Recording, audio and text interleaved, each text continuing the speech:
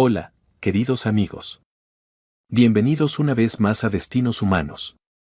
Antes de comenzar la historia de hoy, quiero decirles que ustedes son el corazón de este proyecto. Si disfrutan de lo que hacemos y tienen el deseo y la posibilidad de apoyarnos, los invito cordialmente a nuestra comunidad en Patreon. Allí compartiremos historias especiales y muy profundas que no saldrán en YouTube y podrán verlas antes que nadie y sin interrupciones. Su apoyo es lo que permite que estos relatos sigan cobrando vida. Muchas gracias de todo corazón. Nunca le dije a mi hijo lo que guardaba escondido dentro del reloj de antesala, ese gigante de roble que custodia el fondo de mi taller de reparación. Cuando Daniel se casó con una mujer que no veía el trabajo de toda mi vida como algo más que un simple número en un balance de cuentas, tomé una decisión. Me aseguraría de que cada paso que ella diera, cada intención oculta, quedara debidamente documentada. Una tarde de noviembre, mi asistente del taller, Gloria Sanz, me llamó desde la habitación trasera. Su voz era apenas un susurro que apenas lograba superar el tic-tac constante de las máquinas. Señor Iglesias, dijo Gloria, con la urgencia marcada en el rostro, tiene que venir a ver esto. Su nuera está aquí y está registrando su escritorio personal. Había estado esperando exactamente 18 meses para que llegara este momento. Todo lo que había preparado con discreción y paciencia, moviendo las piezas como si de un cronómetro suizo se tratase, estaba a punto de cambiar el rumbo de mi familia para siempre. Hay un tipo particular de silencio que se asienta sobre un taller de reparación de relojes después de que se marcha el último cliente por la puerta de la calle de las Huertas. No es el silencio del vacío o de la soledad, es más bien el silencio de un aliento contenido, una pausa necesaria entre latidos. Cada pieza en esos estantes está esperando. Esperando las manos expertas de alguien que las comprenda. Esperando recuperar su propósito original. He pasado 38 años de mi vida aprendiendo a escuchar la diferencia casi imperceptible entre un reloj que simplemente se ha detenido y uno que, en sus engranajes más profundos, se está muriendo. Los sonidos, se lo aseguro, no son los mismos. Mi nombre es Iker Iglesias. Tengo 66 años y la mayoría de los vecinos del barrio de las Letras, aquí en el corazón de Madrid, me conocen como el hombre capaz de devolverle la vida a cualquier guardatiempo que parezca perdido. La relojería Iglesias ha ocupado este mismo local, estrecho y de fachada de ladrillo visto, desde el año 1989. En el escaparate aún resiste el letrero pintado a mano que mi esposa, Miriam, hizo ella misma el año que inauguramos el negocio. Recuerdo verla trabajar con el pan de oro y un pincel de pelo de Marta finísimo que había pedido por catálogo. Tardó 3 días enteros en perfilar esas letras doradas. Jamás he permitido que las cambien, son el primer saludo que recibo cada mañana al subir el cierre. Por dentro, las paredes del local guardan mucho más que un simple inventario de piezas descatalogadas, guardan memoria viva. Hay relojes de bolsillo con los cristales agrietados por caídas de hace un siglo. Relojes de chimenea con las campanas dobladas que ya no saben sonar a las horas en punto. Relojes de pulsera traídos por nietos cuyos abuelos ya no están entre nosotros, pero que se niegan a aceptar que el tiempo de sus antepasados deje de latir en sus muñecas. Cada pieza me cuenta una historia. Cada engranaje gastado por el uso, cada corona pelada por los dedos de su dueño, cada muelle demasiado cansado para mantener la tensión de la cuerda. La gente cree que mi oficio es arreglar máquinas. Se equivocan. Lo que realmente hago es rebelarme contra la idea de que el tiempo se detenga para las cosas que de verdad importan. Mi taller está situado al fondo de la tienda, separado de la zona de atención al público por un mostrador de madera de nogal y una puerta adornada con una cortina de cuentas que Miriam compró en un mercadillo de artesanía allá por 1994. Ella decía que aquel detalle le daba carácter al lugar. Yo, por llevarle la contraria y verla sonreír, le decía que me hacía sentir como si entrara en la cueva de una adivina cada vez que cruzaba el umbral para trabajar. Se estuvo riendo casi una semana entera por aquella ocurrencia. Miriam falleció hace ya 8 años. Fue un cáncer de ovario, detectado en etapa 4. Lo descubrieron en un octubre frío y para el siguiente febrero ya se había ido. Fueron los 5 meses más rápidos, crudos y devastadores de mi existencia. Ella solo tenía 57 años y aún guardaba en su libreta planes detallados para cuando cumpliera los 60. Me dejó muchas cosas en herencia cuando partió. Me dejó la tienda, el contrato de alquiler blindado y un libro de clientes que es la historia viva de este barrio desde hace 2 décadas. También me dejó su pincel de pan de oro, que todavía guardo envuelto con mimo en un paño de seda dentro del cajón superior de su escritorio. Pero, sobre todo, me dejó a nuestro hijo, Daniel. En aquel entonces tenía 26 años y ya apuntaba a ser el hombre íntegro del que ella siempre estuvo orgullosa. Y me dejó un reloj. Pero no uno cualquiera. Un reloj de sobremesa inglés, fabricado aproximadamente en 1880, con una caja de madera de frutal de un tono rojizo oscuro y una esfera de latón que marca las horas en números romanos, tal y como lo diseñó el maestro relojero original. Lo había adquirido en una subasta de una testamentaría el año antes de caer enferma. Miriam pasó 3 fines de semana completos restaurándolo ella misma en este mismo banco, algo totalmente inusual. Ella era contable de profesión, no relojera, prefería los balances a los muelles reales. Pero aquel reloj era distinto. Quiero entender qué es lo que te apasiona de este oficio, Iker, me decía mientras limpiaba los puentes del mecanismo. 2 días antes de que la ingresaran en el hospital por última vez, trajo el reloj de casa a la tienda y lo depositó con suma delicadeza en el estante que hay sobre mi puesto de trabajo. No dio explicaciones. Solo me sostuvo la mirada con esos ojos grises, tan firmes y serenos como siempre, y me dijo: Iker, este se queda aquí contigo. Y cuando llegue el momento oportuno, sabrás perfectamente qué hacer con él. En aquel momento, rodeado de botes de medicina, pensé que la morfina empezaba a nublarle el juicio. Me limité a sonreír y a prometerle que lo mantendría a buen recaudo. No comprendí la verdadera magnitud de sus palabras hasta que el tiempo, ese que yo tanto me empeño en reparar, me puso frente a la realidad de mi propia familia. Daniel era un buen chico. Quiero dejar esto sentado desde el principio, de forma clara y sin matices, porque todo lo que voy a relatar a continuación se vuelve turbio, y no quiero que esa verdad fundamental se pierda entre las complicaciones de los hechos. Daniel era un buen hijo que se convirtió en un hombre íntegro. Honesto, de una pieza, de los que todavía sostienen la puerta al pasar, recuerdan los nombres de los vecinos y aparecen sin que los llames justo cuando más los necesitas. Trabaja como ingeniero de caminos para una firma importante aquí en Madrid. Es meticuloso con los números y empático con la gente, son 2 habilidades que rara vez van de la mano, pero él tuvo la suerte de nacer bendecido con ambas. Tras la muerte de Miriam, Daniel no falló ni un solo domingo. Conducía hasta el barrio y desayunábamos juntos en la plaza de Santa Ana, viendo despertar a la ciudad entre cafés con leche y porras. Me ayudaba con las entregas más pesadas cuando la espalda me jugaba malas pasadas y jamás, en todos estos años, preguntó por el testamento ni mencionó una sola vez el dinero. Simplemente estaba allí. Al verlo, llegué a pensar que, a pesar de mis errores, algo habríamos hecho bien Miriam y yo. Sin embargo, en la primavera de hace 3 años, la vida de mi hijo dio un giro. Daniel conoció a una mujer llamada Beatriz Belmonte en una de esas cenas de gala que organiza su empresa para captar fondos benéficos. Beatriz tenía 31 años, una presencia afilada y trabajaba con éxito en el sector de la promoción inmobiliaria de lujo.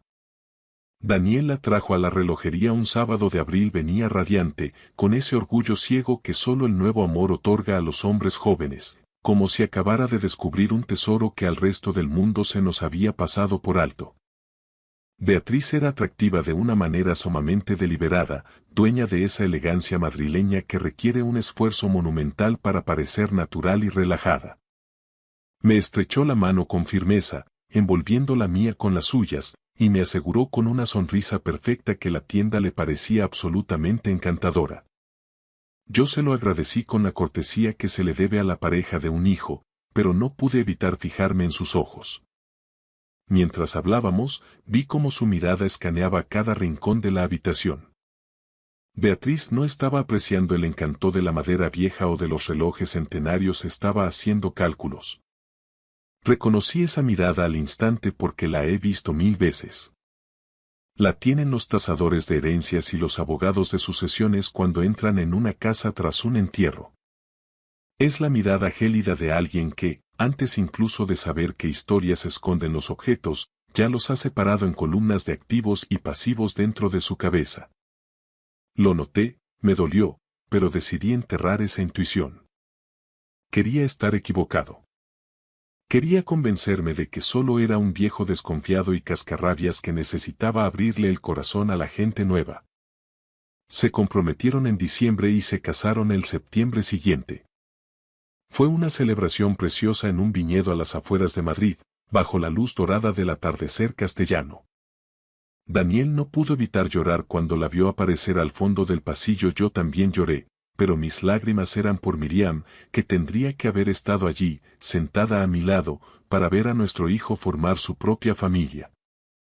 Durante los primeros meses de su matrimonio, me esforcé en convencerme de que mi primera impresión había sido un error de juicio. Beatriz parecía hacer feliz a Daniel, era organizada, decidida y tenía esa facilidad de palabra que las personas naturalmente tímidas, como mi hijo, necesitan para navegar por el mundo. Lo impulsaba profesionalmente y lo cuidaba de la forma en que una buena compañera debe hacerlo. Pero entonces llegó febrero. Apenas llevaban 5 meses casados cuando la música empezó a desafinar. Beatriz empezó a soltar preguntas, al principio de forma casual, como quien no quiere la cosa mientras tomábamos un vino. ¿Cuánto tiempo hacía que el edificio era de mi propiedad?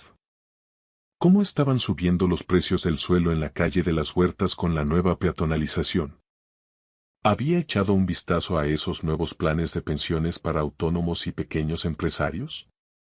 Preguntaba con ese tono que solo usa la gente que ya conoce las respuestas de antemano y solo está tanteando el terreno para ver cuánta información sueltas tú voluntariamente. Yo respondí con la cautela del que sabe que un muelle real puede saltar en cualquier momento.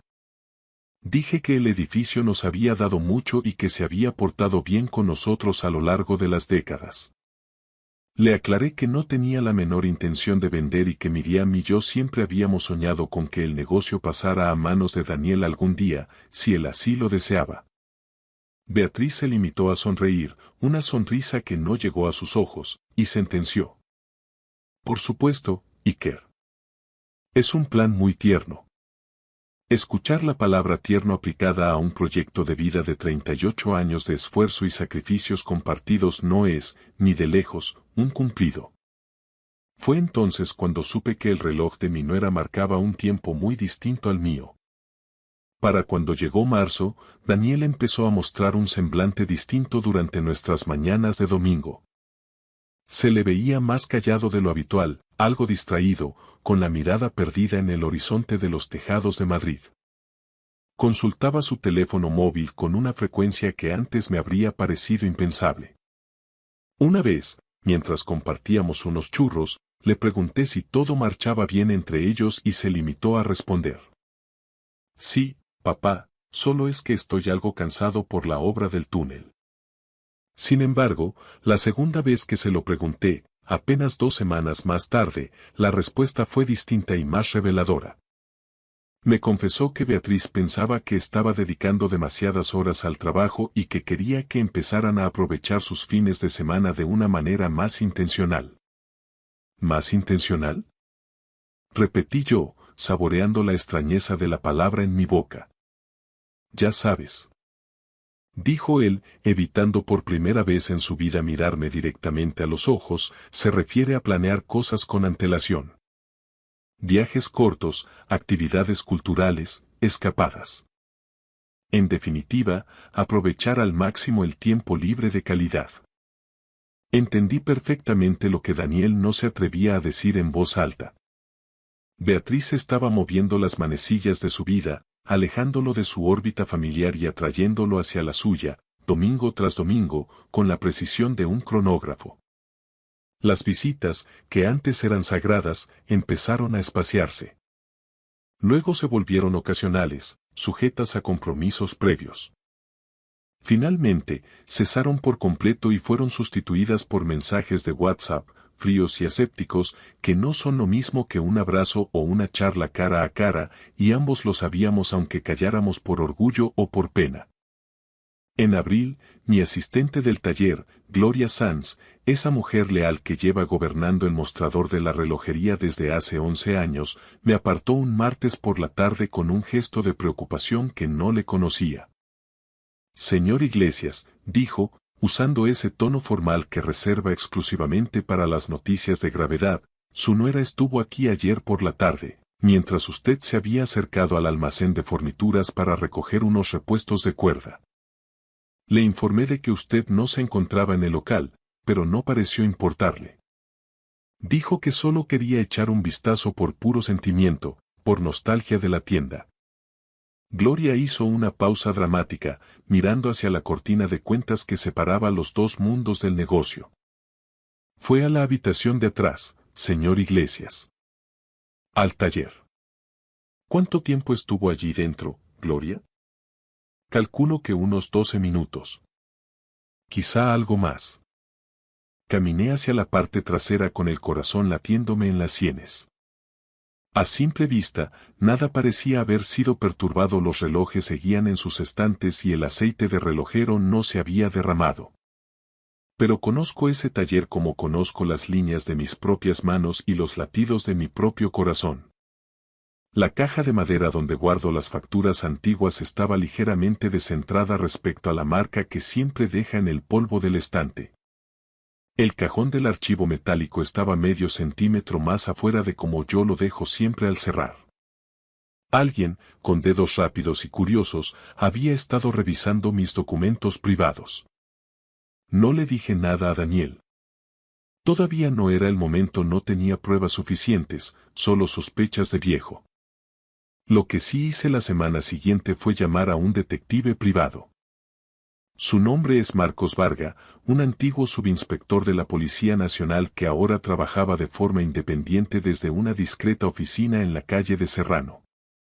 Un cliente de toda la vida me lo había recomendado 2 años atrás durante una agria disputa por una pieza de relojería de una herencia complicada, y yo, por instinto, había guardado su tarjeta profesional al final de mi libro de contabilidad.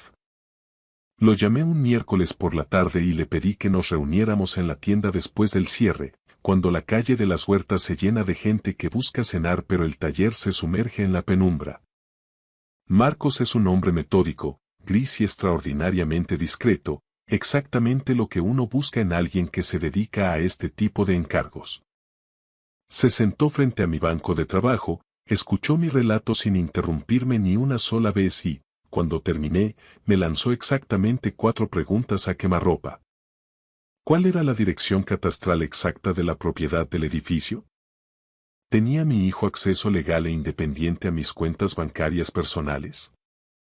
¿Había hecho Beatriz alguna petición directa o indirecta sobre un posible adelanto de la herencia o cambio en el testamento?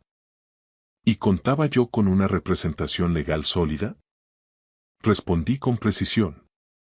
La dirección de la relojería Iglesias no, las cuentas estaban solo a mi nombre, todavía no de forma directa, pero los rodeos eran evidentes y sí, contaba con Roberto Acevedo, quien había sido mi abogado y amigo durante 19 años, encargándose de toda la planificación de la sucesión tras el fallecimiento de mi querida Miriam. Bien, sentenció Marcos Varga mientras guardaba su libreta. Empezaré la vigilancia y las averiguaciones pertinentes este mismo lunes. Esa misma semana llamé a Roberto Acevedo al despacho. Le conté punto por punto lo que Gloria había presenciado y lo que yo había sentido. Roberto, con la prudencia que le caracteriza, actualizó mi testamento ese mismo mes y reestructuró el fideicomiso y la sociedad patrimonial de modo que la propiedad del edificio y las cuentas bancarias pasaran a Daniel bajo ciertas condiciones muy estrictas, y nunca de forma automática o descontrolada. También me sugirió, casi como una orden, que empezara a llevar un registro escrito y detallado de cada conversación o encuentro inusual. Le hice caso. Compré una libreta pequeña, de tapas duras y color verde carruaje, en la papelería técnica de la plaza de la provincia. Feché la primera entrada el 14 de abril y escribí 3 frases cortas pero cargadas de significado. He mantenido ese diario de sospechas cada semana desde entonces, documentando el tiempo que, esta vez, no pretendía arreglar, sino vigilar. Lo que Marcos Varga encontró durante los 2 meses siguientes no fue del todo sorprendente, pero resultó ser lo suficientemente específico como para ser letal en términos legales. Beatriz se había reunido hasta en 3 ocasiones con una abogada especializada en el sector inmobiliario llamada Paola Herrera, cuyo bufete es conocido en Madrid por gestionar transacciones agresivas de locales comerciales en zonas protegidas. Las reuniones no habían tenido lugar en el despacho de la calle Velázquez, sino en una cafetería discreta de la zona de Retiro, lo que sugería un intento deliberado de no dejar un rastro oficial o visitas registradas en una recepción. Marcos también logró documentar, de forma pericial, 2 conversaciones en las que se escuchaba a Beatriz discutir con un tono frío sobre la propiedad de la calle de las Huertas. Hablaba de los plazos de ejecución de la herencia con una tercera persona cuya identidad aún no habíamos logrado filiar, pero que por su vocabulario parecía pertenecer a un fondo de inversión. En junio, el destino quiso que yo mismo fuera testigo de lo que ella entendía por plazos. Había conducido hasta el chalet de Daniel y Beatriz a las afueras sin avisar. No era mi costumbre, pero me habían invitado a una barbacoa familiar y, debido al poco tráfico de un domingo por la mañana en la M30, llegué 40 minutos antes de lo previsto. Daniel estaba en el jardín trasero preparando las brasas. Rodeé la casa por el pasillo lateral y, al pasar junto a la cocina, escuché la voz de Beatriz. La ventana estaba abierta de par en par debido al sofocante calor de junio. No tenía intención de espiar, pero sus palabras cruzaron el aire con la nitidez de una campana de cristal. No sé de cuánto tiempo más estamos hablando, Paola, decía Beatriz al teléfono. Escúchame bien. Tienes 66 años, toma medicación para la tensión y se pasa 10 horas al día trabajando solo en un taller que es básicamente un sótano húmedo. No estoy siendo morbosa, estoy siendo realista. En algún momento, esta propiedad dejará de ser un sentimiento para convertirse en una decisión de activos. Hubo una pausa. Sí, Daniel es consciente de que tenemos que asegurar nuestro futuro. Solo necesita un poco más de tiempo para asimilar que el negocio ya no es viable. Me quedé petrificado tras esa puerta durante unos 30 segundos que me parecieron una eternidad. Sentí un frío glacial a pesar de los 30 grados de Madrid. Regresé a mi coche en silencio, me senté al volante con las manos temblorosas y llamé de inmediato a Marcos Varga. Le di el nombre de Paola Herrera y le repetí palabra por palabra lo que acababa de oír. Le dije que necesitaba documentos, no solo sospechas. La información llegó en apenas 2 semanas.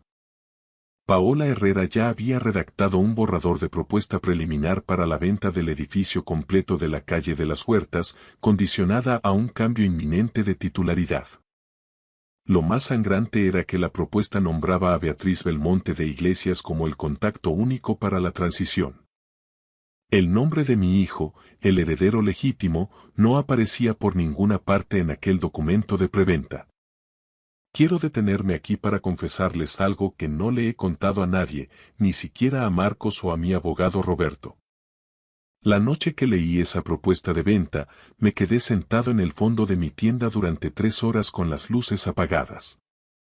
No estaba solo destrozado, que lo estaba, sino que no dejaba de pensar en Miriam. En lo que ella sabía y en cuando empezó a sospecharlo. Pensé en ese reloj de sobremesa inglés que ella trajo de casa y puso sobre mi banco de trabajo sin darme una sola explicación lógica. Me levanté y lo observé en la penumbra, iluminado apenas por las farolas de la calle. Su caja de madera de frutal, la esfera de latón pulido y la impecable restauración que Miriam había hecho del mecanismo. Yo mismo lo había examinado años atrás por pura curiosidad profesional y lo volví a cerrar. No había vuelto a abrir la caja desde el día de su entierro. Pero esa noche, algo me impulsó a hacerlo.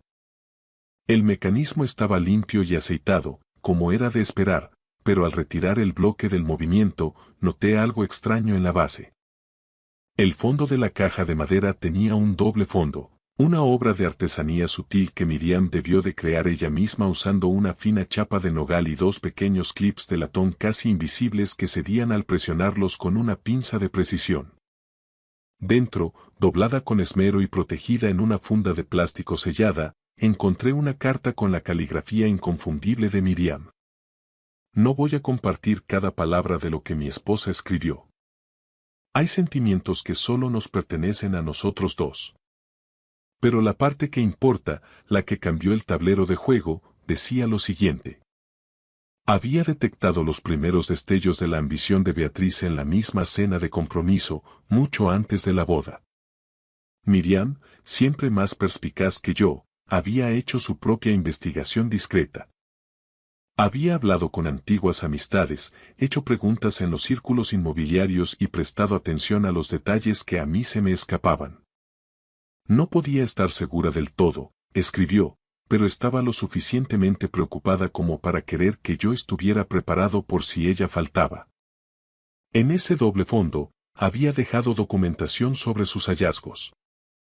Números de cuenta, un nombre anterior de Beatriz y una transacción turbia de una propiedad de hacía 4 años en la que Beatriz se había visto envuelta, terminando en un litigio legal por el control de una herencia familiar ajena.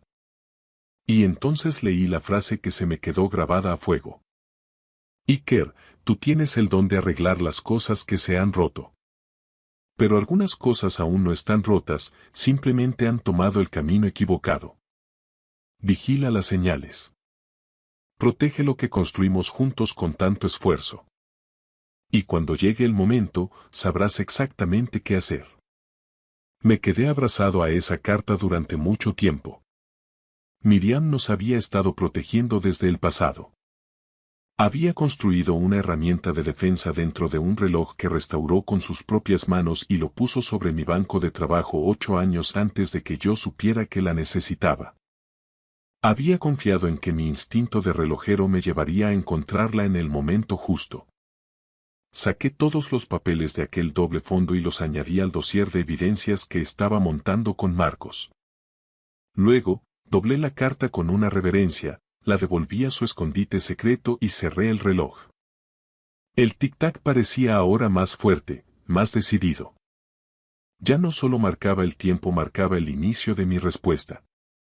Los meses que siguieron a aquel descubrimiento fueron un estudio exhaustivo de una paciencia que yo mismo no sabía que poseía. Marcos Varga continuó con su labor de hormiga desde las sombras de la calle Serrano.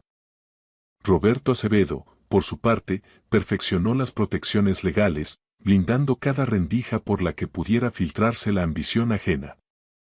Yo, mientras tanto, observaba a Beatriz de la misma manera que observo un reloj con una falla intermitente. Con la certeza absoluta de que el problema late ahí dentro, esperando el momento exacto en que aflore con la suficiente nitidez como para intervenir el mecanismo. Lo que fui notando con el paso de las semanas fue la maestría con la que Beatriz estaba trabajando la voluntad de mi hijo. No le había ordenado directamente que se distanciara de mí, era demasiado astuta para cometer un error tan burdo. En su lugar, había ido sembrando ideas ponzoñosas con la delicadeza de quien planta flores. Mencionó una vez, como quien no quiere la cosa, que yo parecía haberme vuelto un poco controlador y obsesivo con la gestión de la tienda. Sugirió en otra ocasión que la relación tan estrecha que Daniel mantenía conmigo les dificultaba a ellos construir su propia identidad como matrimonio independiente.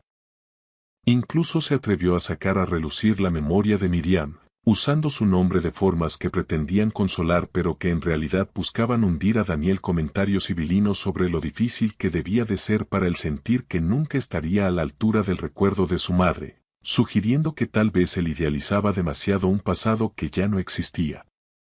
Nada de esto me llegó directamente de labios de ella. Lo supe por el propio Daniel, captando fragmentos envenenados a lo largo de meses de conversaciones que yo conducía con pies de plomo.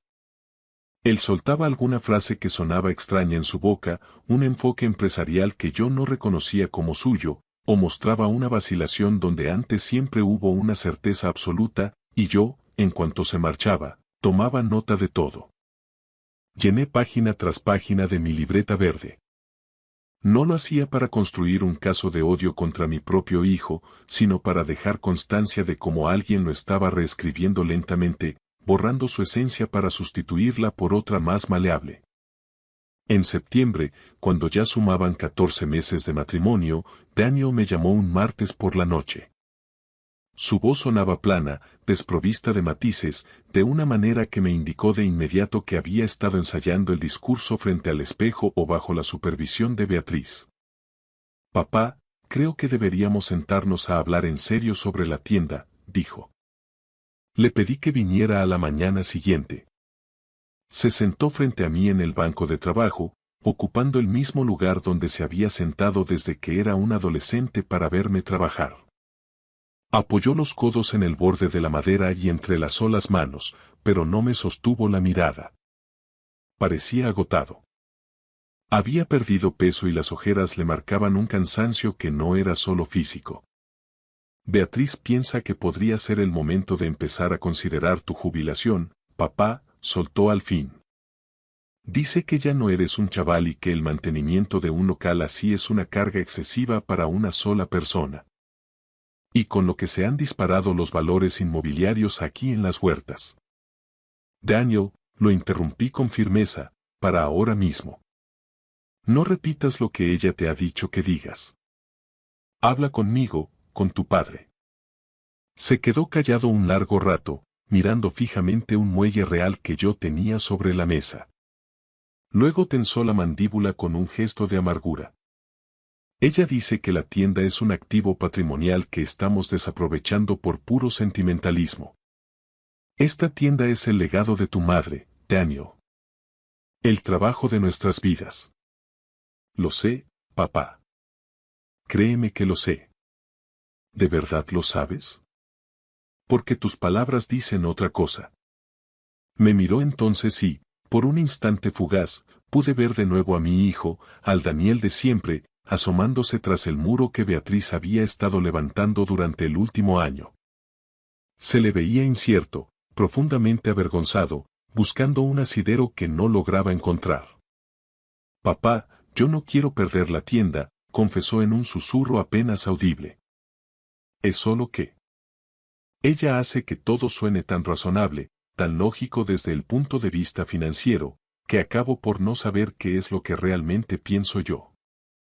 Me incliné hacia adelante, invadiendo su espacio personal para que me escuchara bien.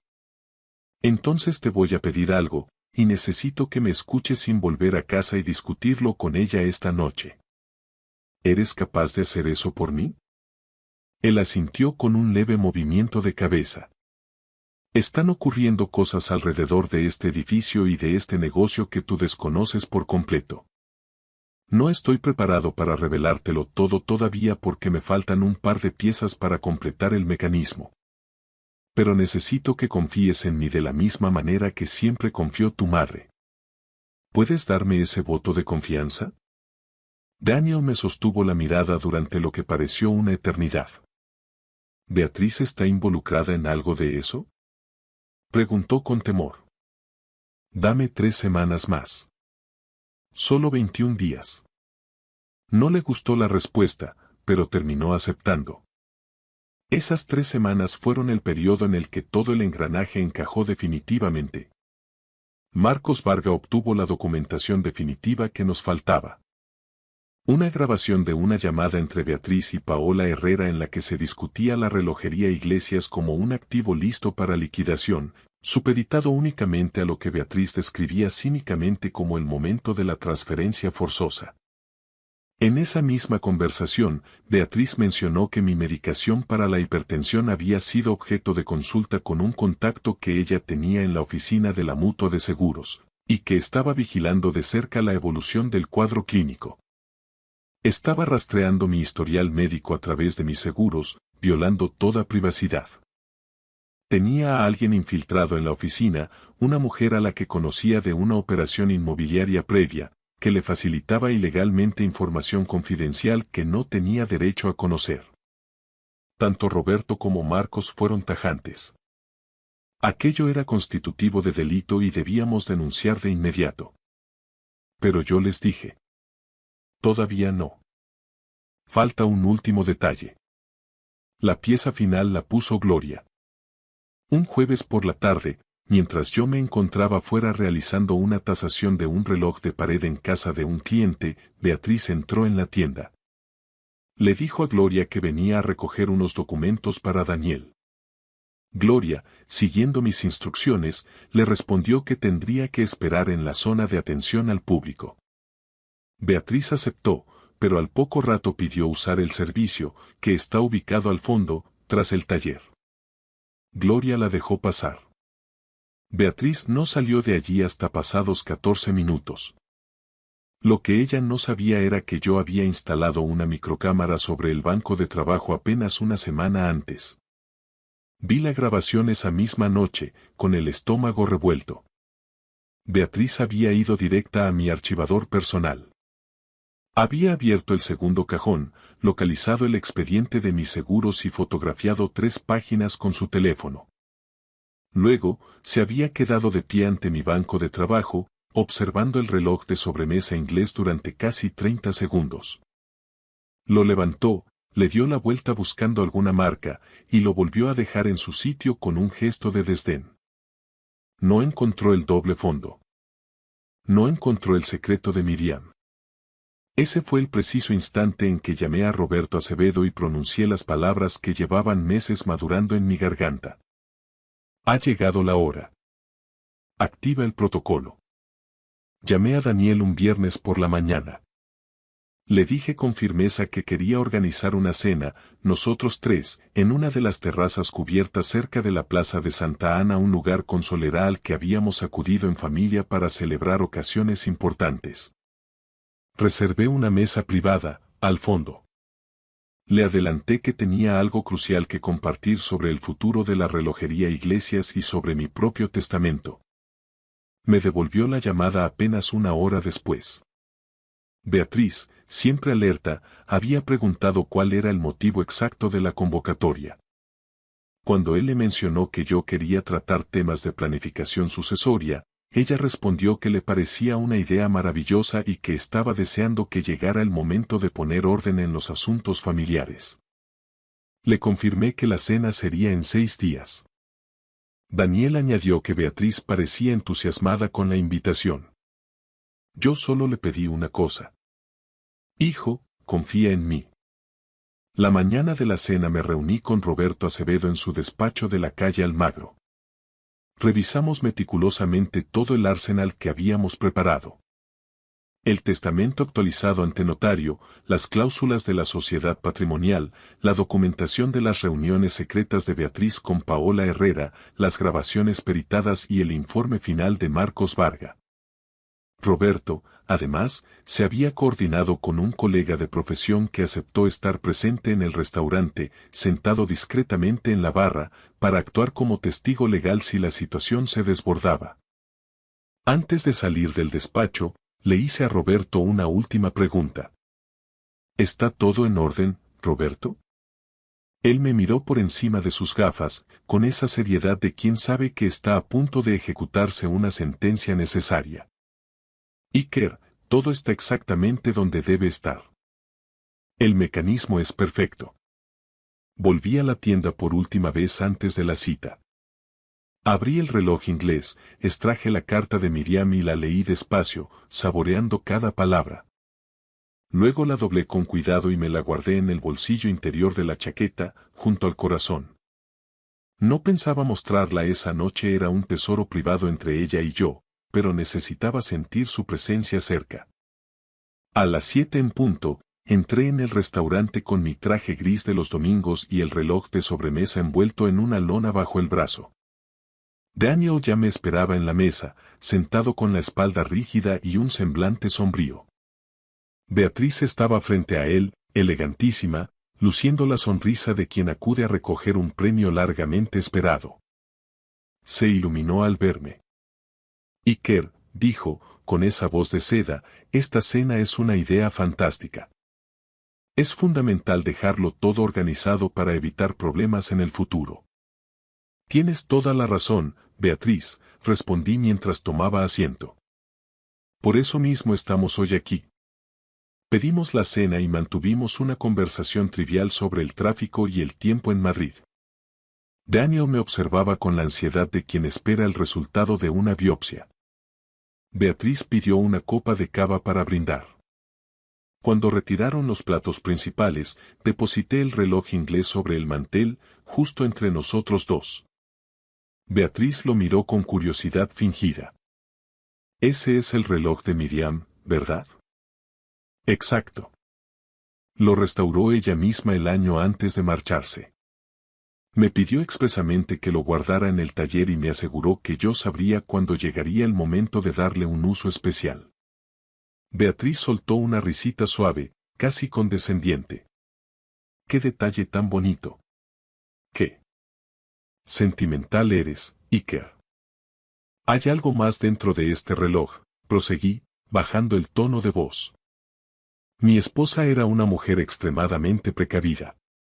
Tenía la capacidad de ver grietas donde otros solo veían superficies lisas. Me dejó una carta en un compartimento oculto que ella misma diseñó. La sonrisa de Beatriz no desapareció, pero se congeló. Abrí la caja del reloj, accioné el doble fondo y puse sobre la mesa no la carta original de Miriam, sino una copia del informe de Marcos Varga. Las actas de sus reuniones con Paola Herrera, los registros ilegales de mi seguro médico y la transcripción de sus llamadas sobre la liquidación del edificio.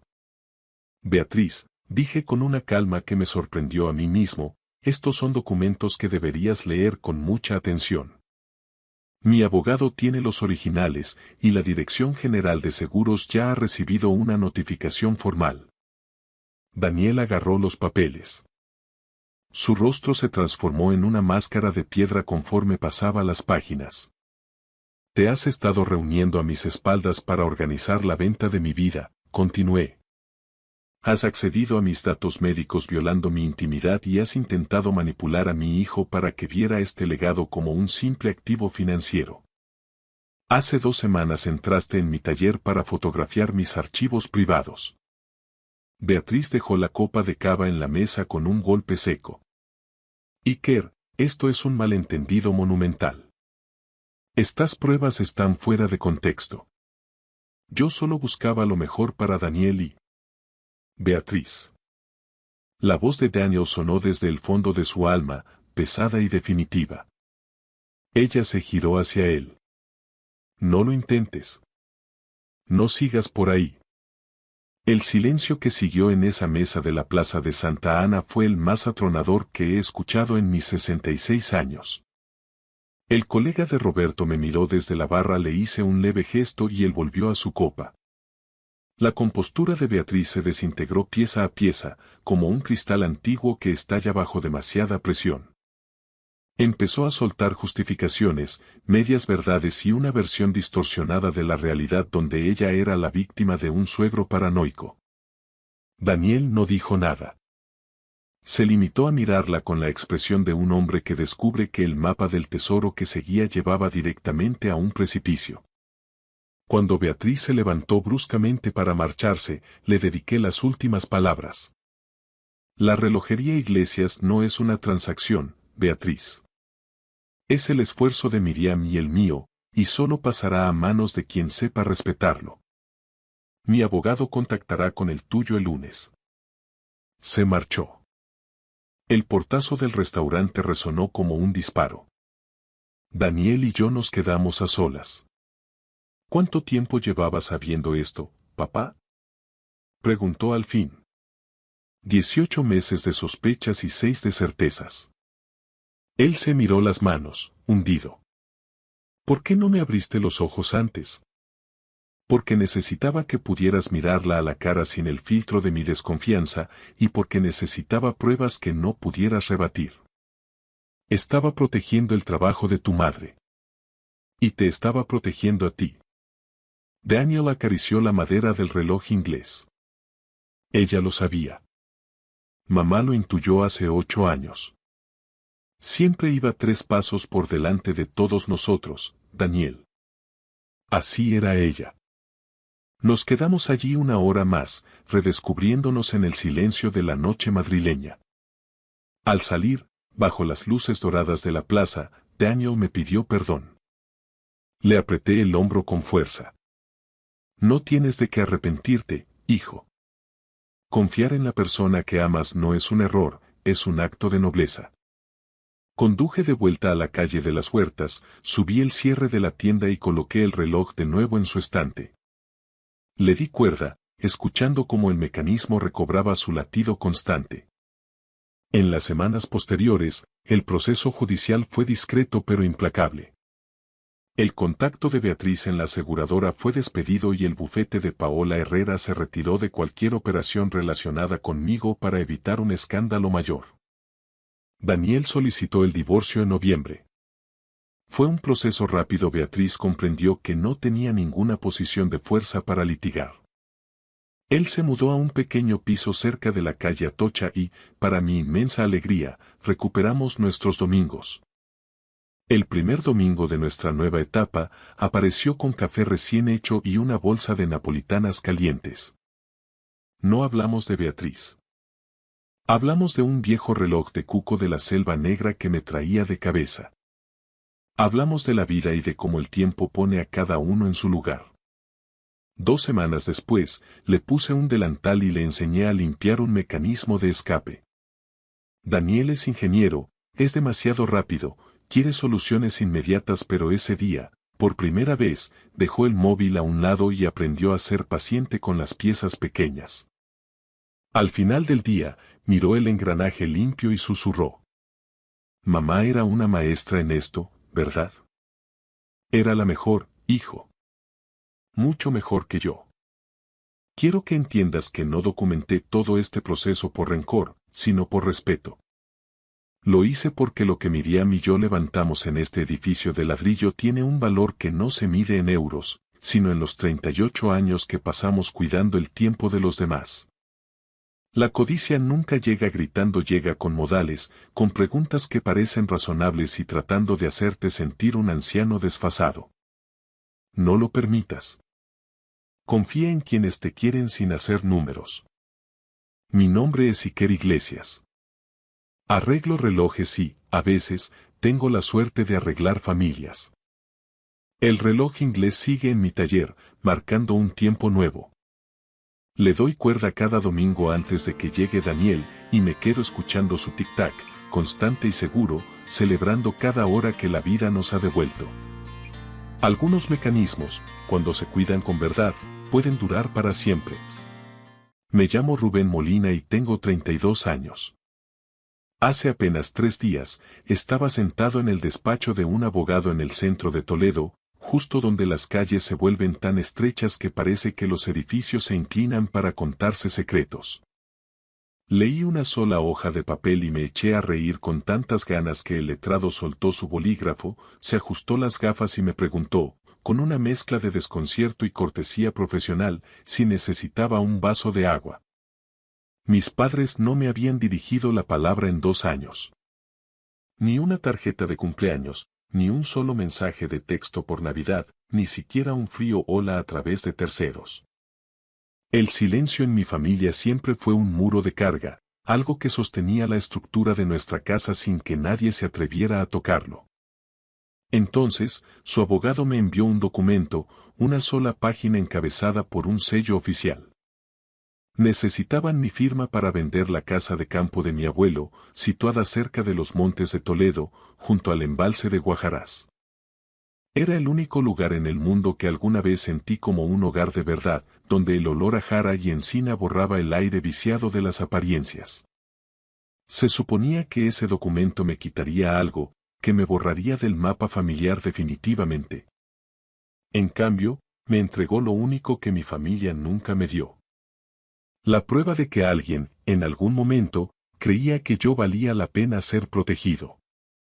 Pero antes de contaros lo que ponía en esa carta, permitidme llevaros al principio, a la cena de Nochebuena que lo terminó todo. Me crié a las afueras de Toledo, en uno de esos pueblos donde el repicar de las campanas marca el ritmo de la vida, donde todo el mundo saludaba a todo el mundo por la calle y donde tus asuntos nunca eran realmente tuyos, sino propiedad de la comunidad. Mi padre, Gerardo Molina, dirigía la sucursal local de un banco importante. Era un hombre respetado, de apretón de manos firme y mirada evaluadora, que siempre llevaba la camisa perfectamente almidonada para ir a la misa mayor de los domingos. Mi madre, Diana, era el alma de la parroquia. Organizaba el grupo de lectura, las tómbolas benéficas de las fiestas patronales y se aseguraba de que el altar siempre tuviera flores frescas. Juntos, parecían el tipo de padres que verías en un marco de fotos de una tienda de decoración elegante en la calle Comercio. Impecables, estáticos y reales. Y luego estaba Lucía, mi hermana pequeña, 3 años menor y, de alguna manera, siempre 3 pasos por delante a ojos de mis padres. Lucía tuvo clases particulares de piano y conservatorio. A mí me decían quizás el año que viene, Rubén, ahora no viene bien. Para su 18º cumpleaños, Lucía recibió el pago de la autoescuela y un coche de segunda mano, pequeño pero brillante. A mí me dieron un abono de transporte para el autobús interurbano y la sugerencia, casi una orden, de que buscara algún trabajo a tiempo parcial si quería tener algo de dinero en el bolsillo. Lucía se quedó con el dormitorio más grande de la planta de arriba porque necesitaba espacio para sus partituras y sus estudios. Mi habitación, en cambio, compartía pared con el cuarto de la colada. Aprendí a estudiar y a dormir con el estruendo del centrifugado de la lavadora, una banda sonora que me recordaba constantemente mi lugar en la jerarquía doméstica. No cuento esto para dar lástima. Lo cuento porque es la base de todo. Mis padres nunca me pegaron. Nunca me gritaron de forma descontrolada. Simplemente me asignaban recursos y afecto de forma distinta, como si yo fuera una partida presupuestaria secundaria que podían recortar sin consecuencias para cuadrar el balance de felicidad de mi hermana. Mi padre tenía una frase que usaba siempre que yo intentaba sacar el tema durante la cena. Soltaba el tenedor con un clic metálico contra el plato de porcelana, me miraba como si yo estuviera siendo profundamente egoísta y decía: Lucía necesita más apoyo, es más sensible. Tú eres el fuerte, Rubén. Eso es lo que siempre me ha gustado de ti. Durante mucho tiempo le creí. Llevé esa supuesta fortaleza como una medalla invisible en el pecho. Trabajé turnos dobles en una cafetería de la plaza mientras terminaba el instituto para pagarme mis propios libros y mis salidas. Me llevó años entender que, en el vocabulario de mi padre, fuerte no significaba admirable. Significaba de bajo mantenimiento. Significaba que yo era el hijo que no causaba problemas, el que no se quejaría, el que no valía la pena el esfuerzo de ser atendido. Fui el primero de mi familia en graduarme en la universidad. Saqué mi título en económicas en el campus de la fábrica de armas, mientras trabajaba 25 horas a la semana en una gestoría del polígono. 4 años de estudio sin ayuda de nadie, sin que mis padres avalaran mis préstamos de estudios. Solo yo, mis apuntes y un despertador programado a las 5:15 cada mañana para poder con todo. Mis padres prometieron que vendrían a la graduación. Mi madre incluso pasó semanas eligiendo el vestido adecuado para la ocasión, asegurándose de que fuera lo suficientemente elegante para las fotos. Mi padre preguntó 3 veces a qué hora abrían el aparcamiento del campus para no tener que caminar demasiado. Reservé 4 asientos con meses de antelación. 2 para ellos, 1 para mi hermana y otro para mi abuelo, Paco Molina, la única persona que nunca me hizo sentir como un estorbo o un mueble más en la casa. La mañana de la graduación, mi teléfono sonó a las 7. Me extrañó la hora, pero contesté esperanzado. «¿Ha surgido algo de última hora, hijo?», dijo mi padre con esa voz de oficina que usaba para dar malas noticias a los clientes. Tu hermana se muda hoy por fin a su piso de alquiler y necesita que la ayudemos con el traslado y los muebles de IKEA. No podemos dejarla sola con todo eso, ya sabes cómo es. Me quedé de pie en mi pequeña habitación, sosteniendo la camisa blanca recién planchada y los zapatos que había comprado de oferta en las rebajas. Podía oír a mi madre de fondo, a través del teléfono, preguntándole a gritos a Gerardo dónde estaba la cinta de embalar. Es solo una ceremonia, Rubén, gritó ella desde lejos, sin siquiera acercarse al auricular. Ya tienes el título, que es lo importante. Disfruta de tu día. Caminé por aquel escenario solo, con el corazón apretado. Me senté en una fila de familias extrañas, escuchando los vítores y aplausos que otros recibían de sus padres. Al final, me hice mi propia foto usando el temporizador del móvil, apoyado precariamente en un banco del jardín. Esa misma tarde, mi teléfono volvió a sonar. Esta vez era el abuelo Paco. Estoy muy orgulloso de ti, Rubén, dijo. Su voz sonaba ronca, cargada de esa emoción contenida de los hombres de campo que no saben cómo expresar el cariño. Tú vales mucho más de lo que ellos alcanzan a ver. Y no te preocupes, hijo, ya me he encargado de ello. En ese momento no supe a qué se refería con aquellas últimas palabras. Pensé que hablaba de una tarjeta de felicitación que llegaría por correo o de algún pequeño cheque escondido en un sobre. No entendería el verdadero alcance de lo que el abuelo Paco quiso decir aquel día hasta 7 años después, frente a aquel abogado en Toledo, cuando la risa me brotó del pecho como un acto de justicia poética. Conocí a Elena Rivas cuando yo tenía 26 años. Estaba revisando la instalación eléctrica del edificio de oficinas en el polígono industrial de Toledo donde yo acababa de empezar como Constable Junior. La oí antes de verla, tarareando con una alegría contagiosa mientras trazaba una línea de conductos detrás de las placas del falso techo. Era algo de Sabina desafinado, sí, pero cantado con una entrega que te hacía detenerte a escuchar. Elena era electricista autónoma y se movía con una seguridad envidiable. Tenía su propia furgoneta, una Citroën Berlingo de segunda mano con su nombre rotulado en letras azules en el lateral. Trabajaba jornadas de 14 horas, de esas que te dejan la espalda molida. Tenía las manos curtidas por el cableado y las botas de seguridad desgastadas por el uso, y recuerdo que me trajo flores de una gasolinera en nuestra tercera cita porque, según dijo, la floristería de la plaza ya había cerrado y no quería aparecer en mi puerta con las manos vacías. Nos casamos cuando yo tenía 28 años en una ceremonia civil pequeña y discreta en el juzgado. Mi abuelo Paco había fallecido 3 años antes y todavía sentía aquel vacío punzante cada vez que pasaba algo bueno y no podía llamarlo para contárselo. Mis padres vinieron a la boda, pero su presencia fue breve y protocolaria, como si estuvieran cumpliendo con un compromiso social molesto. En una comida familiar la semana siguiente, mi padre se sentó a la cabecera de la mesa con aire de juez. Miró a Elena por encima del plato de pollo asado y soltó, con esa calma gélida que te hace dudar de si realmente has oído bien. Sinceramente, Rubén, pensé que aspirarías a algo más. Una electricista. Es bajar de nivel, hijo. Mi madre apretó los labios en un gesto de aprobación silenciosa mientras Lucía no levantaba la vista de su móvil. Elena, que tiene una dignidad de acero, ni se inmutó. Sin embargo, en el coche de vuelta, mientras las luces de la carretera pasaban como ráfagas, ella miró al frente y sentenció. No necesito que tu padre respete mi trabajo, pero necesito que aprenda a respetarte a ti.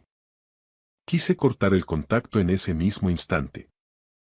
Estuve a punto de hacerlo, pero el abuelo solo llevaba 3 años muerto y algo en mí seguía resistiendo, una creencia terca y casi infantil de que él querría que siguiera intentándolo, que siguiera siendo el fuerte del que tanto hablaba mi padre. Así que aguanté un poco más. El final definitivo llegó en Navidad. Éramos 15 personas apretujadas en el salón de mis padres. Tíos, primos de Madrid y vecinos de toda la vida. Era el tipo de reunión donde alguien siempre está rellenando las copas de vino de la mancha y nadie nota cuando la música de fondo cambia de villancicos a pop. Lucía me llevó aparte, a la cocina, aprovechando el ruido de las risas. Me soltó que necesitaba 5.000 euros de inmediato. Era la tercera vez que me pedía dinero. Los 2 primeros préstamos, término que ella usaba con ligereza, seguían sin ser devueltos. Dijo que era para comprar stock para una boutique de ropa que planeaba abrir en una calle peatonal. Le dije que no, con toda la educación del mundo pero con una claridad meridiana. Regresó al salón con los ojos llorosos y el labio inferior temblando, una actuación digna de premio. Mi padre se levantó de su sillón como si tuviera un resorte bajo el asiento. ¿Qué clase de hermano se niega a ayudar a su propia familia en un momento así? Bramó lo bastante alto como para que la conversación en toda la habitación muriera de golpe. Mi tía Adela se quedó paralizada con la jarra de ponche a medio servir. Mi prima Raquel me miró con los ojos muy abiertos, asustada por la tensión. Has cambiado mucho, Rubén, sentenció Gerardo. Y te aseguro que no ha sido para mejor. Fue entonces cuando mi madre se inclinó hacia mi tía Paqui y, en un tono de falsa confidencia pero proyectando la voz para que todos escucháramos, soltó el golpe de gracia. Está así desde que se casó con esa mujer. Sinceramente, creo que ha perdido el norte por completo, está muy inestable. Debería empezar a ver a un profesional antes de que sea tarde. La habitación se sumió en un silencio espeso. 15 personas y ni una sola abrió la boca para defenderme. Me quedé allí, en el centro de aquel salón decorado con exceso, y sentí algo que no experimentaba desde el día de mi graduación. Me sentí invisible, rodeado de mi propia sangre y, sin embargo, completamente solo. Sin decir una palabra más, me puse el abrigo, besé al bebé de mi prima Raquel en la frente y salí de esa casa por última vez. El silencio que siguió fue extraño. Uno pensaría que la ausencia de conflictos trae paz inmediata, pero el silencio no está vacío, a menudo se rellena con las mentiras de los que se quedan. A las pocas semanas, mis padres ya habían construido una narrativa oficial que difundían sin descanso. Gerardo llamaba a los parientes lejanos y mi madre acorralaba a sus amigas a la salida de misa en la parroquia. El relato era sencillo. Rubén es un fracasado agresivo que no sabe gestionar su vida y Elena lo tiene aislado de los suyos. Mi primo Raquel me llamó en enero, preocupada.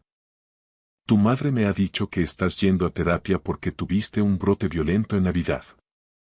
¿Estás bien, primo? Yo nunca había pisado la consulta de un psicólogo en mi vida, pero mi madre se lo inventó para justificar mi ausencia y desprestigiarme ante los que confiaban en ella.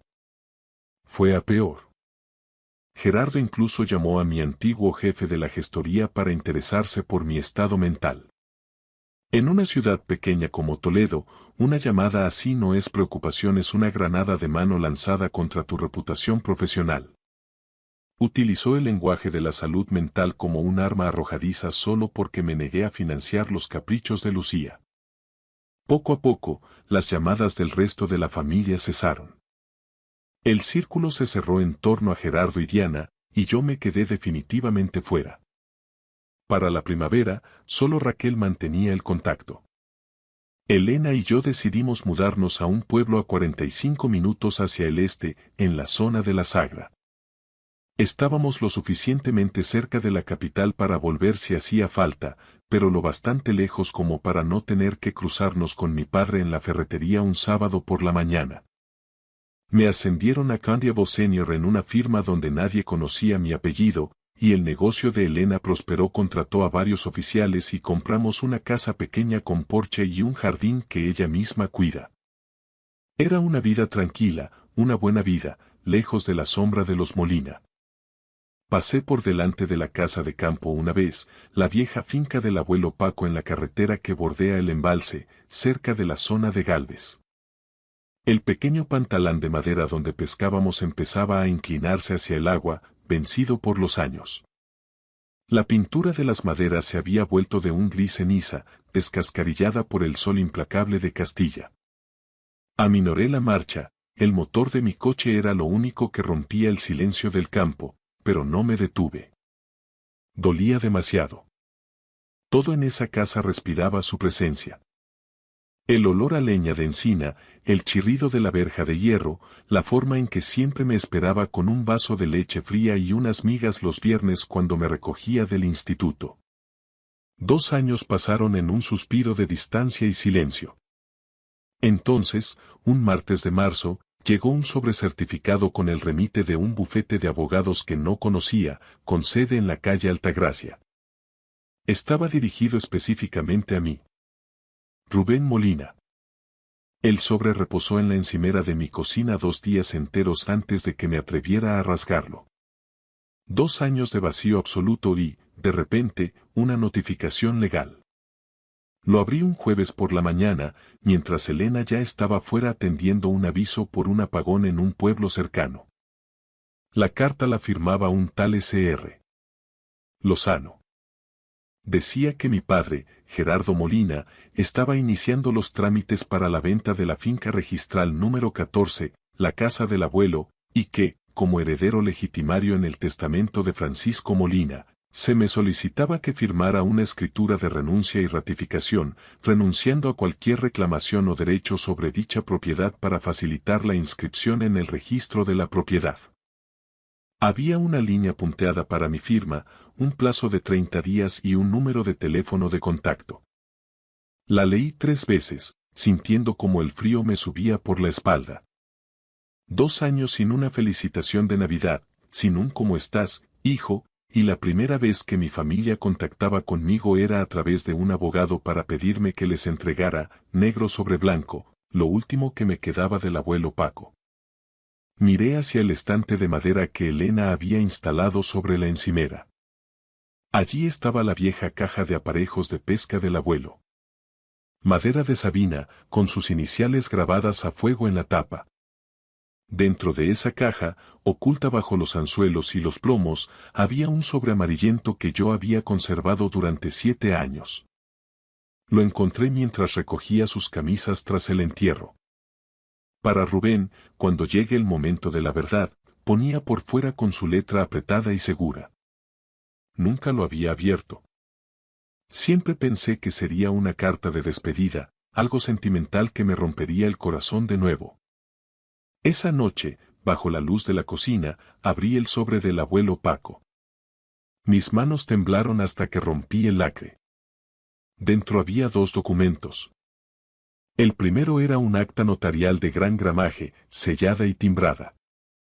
El encabezado rezaba: escritura de donación con reserva de usufructo y poder irrevocable. La propiedad de la casa de campo había sido donada a mi nombre 7 años atrás, antes de que él enfermara. El administrador de este proceso era el S.R.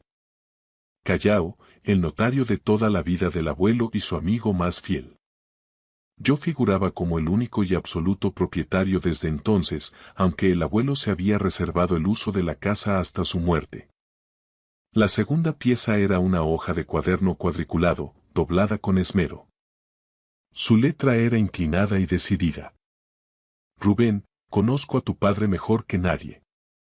Sé que tiene buena intención, pero su orgullo le impide ver la realidad cuando se trata de tu hermana Lucía. Ella siempre será el pozo sin fondo y tú serás el que pague las facturas. Esta casa es tuya, hijo. Siempre lo fue en mi corazón y ahora lo es en el papel. No dejes que el apellido Molina te arrebate lo que te pertenece por derecho. Tu abuelo, Paco. Me senté en el suelo de la cocina y lloré. No fue un llanto de tristeza, sino de alivio, el tipo de llanto que vuelve a encajar las piezas de un hombre roto. Él lo sabía. Antes de aquella fatídica cena de Navidad, antes incluso de que yo conociera a Elena, el abuelo lo previó todo. Y no solo sintió lástima por mí, se movió, fue al notario en silencio y construyó una muralla legal para protegerme. A la mañana siguiente llamé al S.R. Callao. La donación es plenamente válida y firme, Rubén, Me confirmó con voz pausada. Se inscribió correctamente en su día y el nombre de tu padre no aparece en el tracto sucesorio de esa finca. Él cree que es suya porque se incluyó por error en el inventario de la herencia, pero legalmente esa casa nunca formó parte de la masa hereditaria porque ya era tuya. Me había visto. El abuelo siempre me había visto. Llamé al despacho del SR. Lozano esa misma tarde. Llama para confirmar que enviará el documento firmado, preguntó la secretaria con tono ejecutivo. Me gustaría ir en persona mañana mismo, respondí con una calma que no sabía que poseía. Tengo algunas dudas legales que resolver antes de estampar mi firma. Pasé los siguientes 5 días preparándome como un auditor que se enfrenta a un fraude multimillonario. Documentos en orden, copias compulsadas, fechas verificadas. Leí la escritura de donación tantas veces que casi podía recitarla de memoria. Confirmé lo que Callao me había dicho. Gerardo nunca fue el dueño, simplemente dio por hecho que, como hijo primogénito y administrador de los bienes, la finca le pertenecía. Nadie le llevó la contraria porque la única persona que conocía el secreto era el abuelo Paco, y él se llevó el silencio a la tumba, confiando en que yo sabría cuándo hablar. La noche antes de la reunión, mi prima Raquel me llamó, nerviosa. Rubén, tengo que contarte algo que he oído en casa de tus tíos. Tu padre está desesperado. Está llamando a media familia buscando apoyos. Al parecer, la boutique de Lucía está en la quiebra técnica. Pidió varios créditos comerciales de riesgo y tu padre, haciendo uso de su posición en el banco, avaló personalmente cada uno de ellos. Dejé que esa información calara en mi mente mientras miraba por la ventana. Raquel continuó. Hace 8 meses, tu padre rehipotecó su propia casa para inyectar liquidez en el negocio de Lucía. Ahora la tienda se hunde definitivamente, los préstamos han vencido y el banco va a ejecutar las garantías personales de tu padre. Debe unos 180.000 euros y no tiene liquidez para cubrirlos. Mi padre, el banquero infalible, el hombre que despreció a Elena por ser una simple electricista, había dilapidado sus ahorros, su jubilación y la seguridad de su propia vivienda por los caprichos empresariales de su hija predilecta. Ha encontrado un comprador para la finca del abuelo por 320.000 euros, añadió Raquel con un hilo de voz. Es su única tabla de salvación. Con eso paga la deuda y mantiene a flote a Lucía unos meses más. Y lo único que le separa de ese dinero es tu firma en el documento de renuncia. Rubén. Le ha jurado a todo el mundo que firmarás sin rechistar. Dice que tú, con tu vida, modesta, no tienes ningún interés en esa vieja casa de todos modos. Llegó el viernes. Metí la carpeta con la escritura de donación y el acta notarial en mi maletín de cuero y conduje los 45 minutos de vuelta hacia Toledo, al mundo que había dejado atrás. El trayecto era pura memoria muscular, mis manos conocían cada curva de la carretera. Pasé por delante de la gasolinera de Cepsa donde el abuelo me compraba helados de postre. Pasé por el colegio donde una vez gané aquel premio de redacción y nadie de mi familia estaba entre el público porque Lucía tenía una exhibición de gimnasia rítmica esa misma tarde. No volvía para pelear, ni por revancha ciega. Volvía para terminar lo que el abuelo Paco empezó en silencio 7 años atrás. El despacho del SR. Lozano estaba en la segunda planta de un edificio señorial de piedra, cerca de la puerta de bisagra. La recepcionista me miró de arriba abajo, evaluando mi ropa de trabajo, cuando di mi nombre. Tome asiento, por favor. El SR. Lozano le recibirá en un momento. Tenía ese tono de cortesía ensayada, la voz de alguien que ya ha escuchado una versión sesgada de tu historia y ha decidido, sin conocerte, quién es el villano de la película. A las 10 en punto, Lozano me hizo pasar a una sala de juntas de techos altos. Y allí, sentado al fondo de la mesa de caoba, con una camisa de gemelos impecable y las manos entrelazadas, estaba mi padre. Gerardo levantó la vista, manteniendo esa máscara de autoridad que tanto le gustaba. Hola, Rubén. Su voz era tranquila, calculadamente suave. El registro de un padre dolido pero conciliador. Me detuve a 2 pasos de la puerta y miré fijamente al abogado. Me dijeron que esta reunión era estrictamente entre su bufete y yo. El Sr. Molina insistió en estar presente para agilizar los trámites. Pensé que su presencia podría facilitar un entendimiento familiar, se justificó Lozano. Me senté frente a mi padre, sintiendo el peso del aire. Él se inclinó hacia adelante y esbozó una media sonrisa. Siéntate, hijo. Hagamos esto rápido, sé que tienes tus cosas y no quiero quitarte tiempo. Tengo el tiempo que haga falta, respondí, manteniendo el contacto visual. Mira, dijo él, ladeando la cabeza con ese aire de superioridad que siempre me hacía sentir pequeño. Sé que las cosas han sido tensas, pero esto no se trata de nosotros ni de lo que pasó en Navidad. Se trata de la finca. Tu abuelo Paco habría querido que hiciéramos lo correcto para la familia. Usó el nombre del abuelo. Estaba sentado frente a mí, después de 2 años de vacío, y se atrevía a invocar el nombre de la única persona que de verdad me quiso para intentar manipularme y quitarme mi sitio. La casa de campo lleva años cerrada, acumulando polvo y gastos, continuó él, entrando en su modo de director de sucursal bancaria. Tengo un comprador en firme, un empresario de Madrid, por 320.000 euros. El proyecto de tu hermana necesita una inyección de capital urgente, un préstamo puente, y esta venta soluciona el problema de raíz de forma limpia. El abogado Lozano deslizó entonces un documento por la mesa. Escritura de renuncia de derechos hereditarios y ratificación de venta en negrita. No me has preguntado cómo estoy, ni cómo me va la vida, dije con voz plana, rompiendo su discurso. Gerardo parpadeó, desconcertado por la salida de guión. ¿Qué?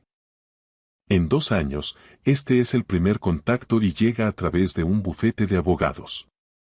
No llamaste por mi cumpleaños, no escribiste un mensaje cuando Elena estuvo enferma. Enviaste a un profesional con un contrato. Hemos estado intentando localizarte por varias vías, soltó él con una mentira rápida.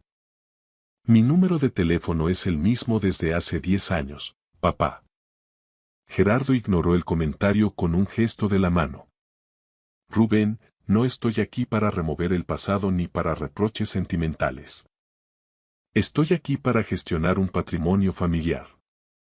Eso es todo. No lo compliques más de lo necesario. El mismo hombre que me llamó inestable delante de 15 personas. El mismo que no fue a mi graduación por llevarle unos muebles a Lucía. El mismo que despreció a mi mujer.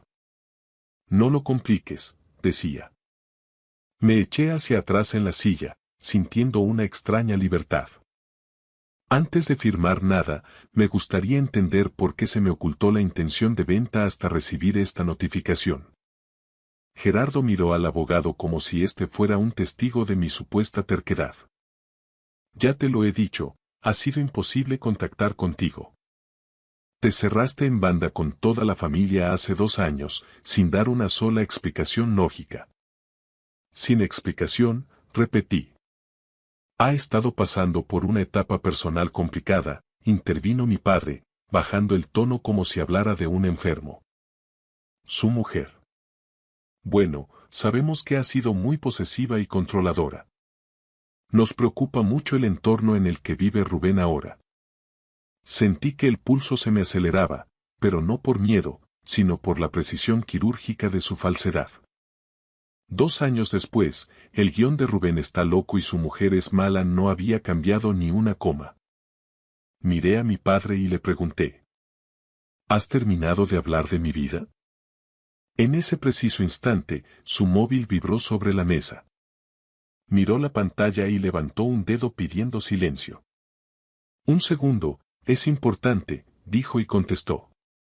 No puso en manos libres, pero en el silencio sepulcral de la sala se oyó perfectamente la voz de Lucía, aguda y al borde del histerismo. ¿Ya ha firmado el tonto de mi hermano? Papá, necesito el ingreso para el lunes sin falta. El dueño del local dice que si no pago los atrasos, cambia la cerradura y se queda con el género. Gerardo tapó el micrófono con la mano, visiblemente tenso. Lo estoy gestionando ahora mismo. Dame una hora. Pero Lucía seguía gritando. Dile que es por el bien de la familia, que mamá está disgustada. Siempre cede cuando le tocas la fibra con eso. Esas palabras cayeron en el centro de la mesa de juntas como un cristal estallando contra el suelo. Gerardo colgó, con el cuello encendido de una rabia sorda. Siempre cede cuando dices eso, repetí en un susurro cargado de ironía. Gerardo dejó el móvil boca abajo con un golpe seco. Está bajo mucha presión, Rubén. No te tomes sus palabras de forma literal. No me las tomo de ninguna forma, dije. Solo tomo nota de la realidad. Mi padre se levantó bruscamente. La silla chirrió contra el suelo de madera. Rubén, he tenido mucha paciencia contigo hoy. Firma el papel de una vez. Esa casa de campo no significa nada para ti, tú ni siquiera vas por allí. Tienes razón en una cosa, respondí mientras abría mi maletín. No significa nada para ti más que dinero para tapar los agujeros de Lucía. Pero para mí es otra cosa. Gerardo agitó la mano con desprecio. No empieces con sentimentalismos ahora.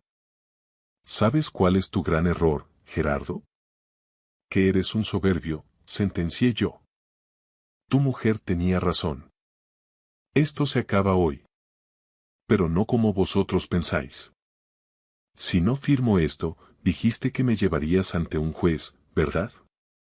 Que un magistrado me obligaría a renunciar. Miré al abogado Lozano. ¿Es eso legalmente posible en este caso?